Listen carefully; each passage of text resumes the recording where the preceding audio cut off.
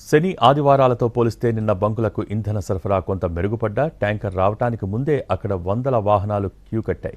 వచ్చిన డీజిల్ వచ్చినట్టే అయిపోతూ ఉండడంతో కాసేపటికే బంకులు మళ్లీ మూతపడుతున్నాయి. కొన్ని చోట్ల పెట్రోల్ కూడా అందటం లేదు. ఉమ్మడి గుంటూరు, ప్రకాశం, కృష్ణా, విశాఖ, విజయనగరం, శ్రీకాకుళం జిల్లాల్లోనూ డీజిల్ కొరత నెలకొంది. డీజిల్ లేక తూర్పుగోదావరి, ఎన్టీఆర్ జిల్లాల్లో ప్రైవేటు బస్సులు జాతీయ రహదారిపై నిలిచిపోవడంతో ప్రయాణికులు ఆందోళనకు గురయ్యారు. పోలీసులు దగ్గరుండి ఆ వాహనాలకు ఇంధనం అందించారు. పట్టణ, నగర ప్రాంతాల్లో డిమాండ్ ఎక్కువగా ఉండటంతో ట్యాంకర్లు పంపిస్తున్నారు. గ్రామీణ ప్రాంతాలకు సరఫరా అంతంత మాత్రంగానే ఉందని డీలర్స్ చెబుతున్నారు.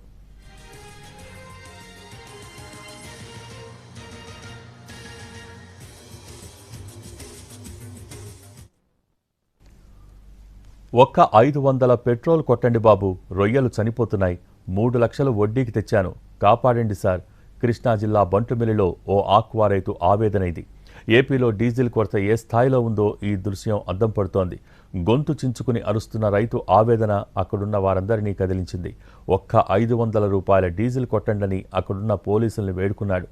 రొయ్య పిల్లలు చనిపోతున్నాయి, కాపాడండి బాబు అని రైతు భావోద్వేగానికి లోనయ్యాడు. 2 రూపాయల వడ్డీకి 3 లక్షలు అప్పు తెచ్చుకుని రొయ్యలు పెంచుతున్నానని, డీజిల్ లేకపోతే మునిగిపోతానని ఆవేదన వ్యక్తం చేశాడు. 500 రూపాయల డీజిల్ కోసం ఒక రైతు కాని వాళ్ల కాళ్లు పట్టుకోవాల్సిన పరిస్థితి ఏర్పడిందని అక్కడున్న వాళ్లంతా ఆవేదన వ్యక్తం చేశారు. ఇలాంటి పరిస్థితి ఎందుకొచ్చిందని స్థానికులు తీవ్ర ఆందోళన వ్యక్తం చేస్తున్నారు.